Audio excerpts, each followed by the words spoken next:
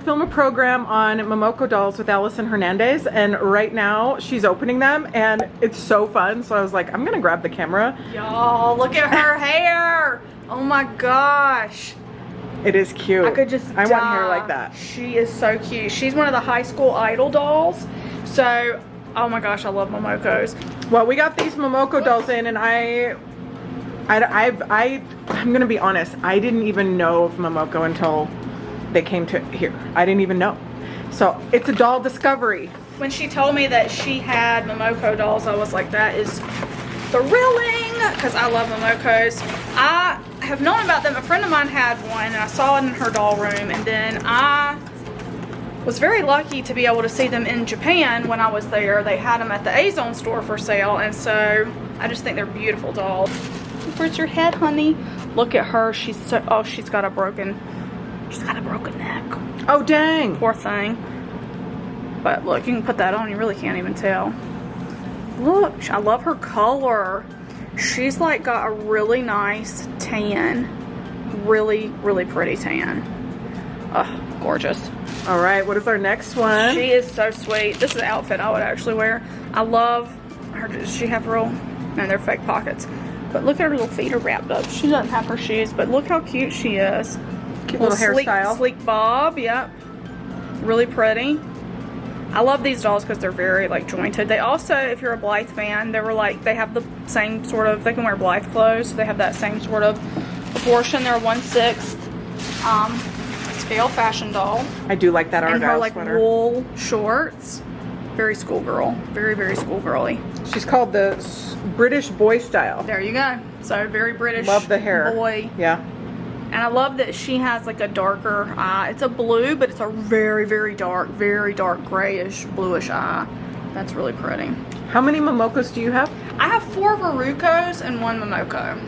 Waruko is Momoko's little sister, and she was designed to have the same, she was designed in 2013, and she's designed to have the same body shape, not body shape, but like clothing size as Lika Chan, and that's the most popular doll in Japan, is the Lika Chan doll. So, oh, look at her. Oh my gosh. I love her hair and face. Look at those bangs. Like she's got this big, what do they call that, a curtain bang when it's like that? It looks like a curtain. Oh my gosh, I love it. It is so cute. And the pieces that they wear are like really nice quality. Like, look, she's got like a knit, Sekiguchi, got a knit shirt, jacket. I don't know if they came wrapped like this from the factory or if maybe the previous collector wrapped them like this. I'm not sure about that. Destiny's Knights. Oh my. The little plastic tabs came out.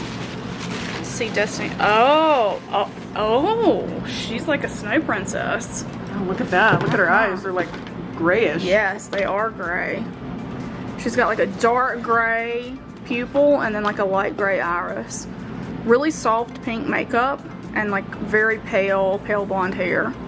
She is really like, she's kind of like Elsa vibes here with her white, furry stole. See, she has no stain prevention because she's wearing all white, so, you know, look at that. But Momoko was introduced in 2001, and what I think is so interesting is she was made by a company called Petworks, which was a software company.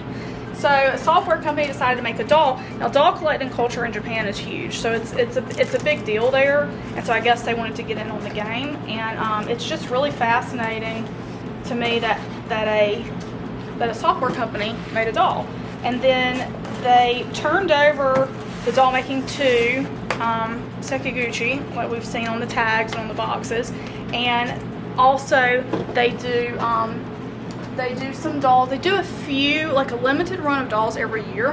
When I was in Japan, I saw them at the A-Zone store. So I went to the A-Zone store in Akihabara, and they had a display of Momokos there. I was already out of money at that point in time, so I did not bring one of those home, but it was really cool to see them. Let's see, dancing with kittens. That's what I do every day at home. Yeah, you do. So it's just really cool to see so many, be able to handle so many of them here. Oh, she's she's missing her. She's missing her pants. She is. So we didn't look into these boxes No. before our program. We were just anything is can happen. anything. Oh, I love the can shoes though. I do, right? Those are wild. What happened to your skirt? Yes. Where's your kitten? Where is your kitten? I assume she would have some kind of Kitten shirt. maybe. We'll have to look and see We'll have to look what and figure the that originals. out, what the original set was like. But anyway, like I said, they came out in 2011, and ever since they do a few dolls. Not 2011, 2001, and ever since they do a few dolls a year. And I'm sure there's people out there watching that are very expert in Momoko, because you know, this is one of those dolls you can definitely get very passionate about, and you can devote your whole entire collecting career to. Oh, I love this romper. And her face coloring is, look at her eye color. It's a pinkish brown. That's really lovely. She's really neat. She's got like a darker blonde hair. So she's cool. Take her out. And then we've got one more. To free from her box. She is deep violet. Oh. Hopefully she's dressed. If she's dressed, if she has violet hair, she's gonna be my favorite. Oh, that would be good. I don't know. You guys are gonna have to let us know which one's your favorite below, because they're all very, very cute. We can rank them from number 1 to. There is nothing violet about her at all. Oh, maybe. I wonder if she's in the wrong box. She might be, but that's really beautiful. Like, look how detailed. That's one of the things that I love about Japanese fashion dolls in general, is that they come with highly detailed outfits. Like the detail in everything that they create is amazing. This is a really nice. And see the stain prevention there. Yeah. Because that dark fabric. Right. So. And then she also has it here. She's got it on her torso as well. But she's really gorgeous too. So I've got them all posed here to the best of my abilities. Rachel and I were talking. I'm not the best poser. Like, I have a lot of friends who really do a great job at posing their dolls. But I posed them all, and I want to kind of show you. I'm going to use the kitty doll here to show you, because all of her joints are really showing. I want to show you what the joints on these dolls are like. Now, one of the things that's highly valued about these dolls is their posability. So they have hinge joints. They've got a hinge joint on the knee, and so you can see kind of how that kicks back. They've got a hinge joint. All their joints are hinge joints. They've got a hinge joint on the ankle, so you can do all these fun poses with the ankle, you know, cute little foot poses. They've got their legs kind of, you know, similar to your other fashion dolls. They'll go in and out, back and forth.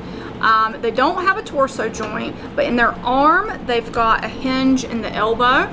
So they've got a hinge here in the elbow, another hinge at the wrist, which just makes this, to me, so with dolls, with that, just having that wrist joint, like our Tonner dolls have, it gives you so much more, what am I trying to say, emotion with the doll, because the hand, just doing the hand pose in a certain way adds this level of emotion to your doll, and so they can be really emotive.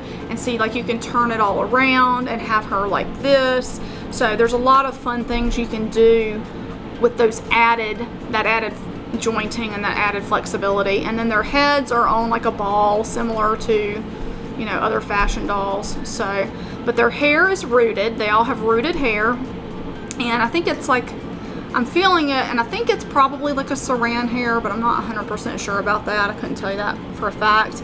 And then they all have beautiful painted faces, and so they're just really, really sweet dolls. And again, just the quality and attention to detail. I want to show you on our tan girl here, I want to show you her boots, because her boots were made for walk-in for sure.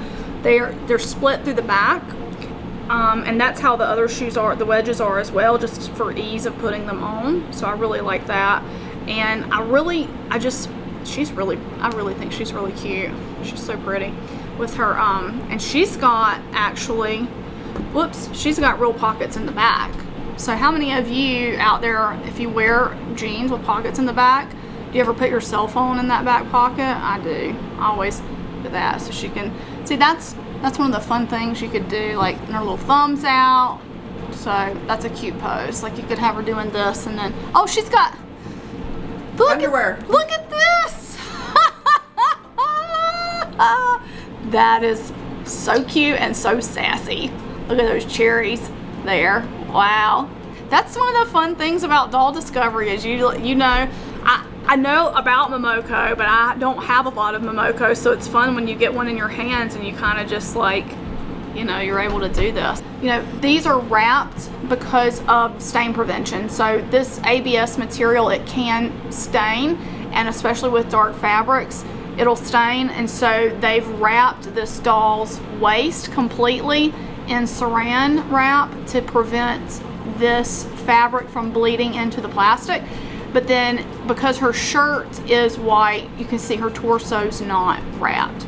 So it doesn't need the stain prevention there. So I just love that sleek bob. I think that's so cute for her. But you can see a little bit better. Well, let me not use her because she's all wrapped up.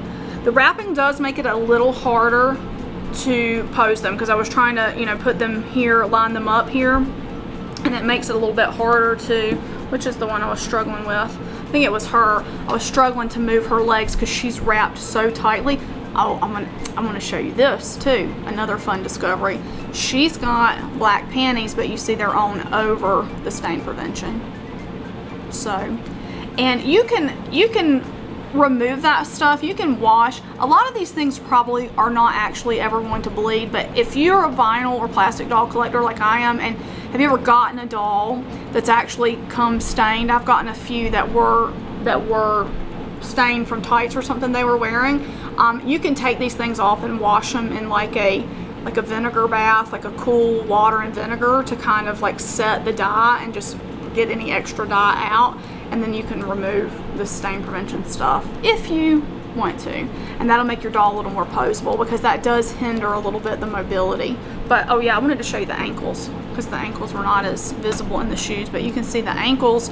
What I like about this is when you have, like, if you're tight on space like I am for displaying your dolls at my house, I'm tight on space, you can display them like this because you can have some like on their knees and they're shorter, and then you can have your other dolls standing behind them, and it kind of like doubles your space, if that makes sense, because you can do this and you can move those ankles back, because if the foot was like this, you would never be able to like set it like this because she would fall over, like she just fell over.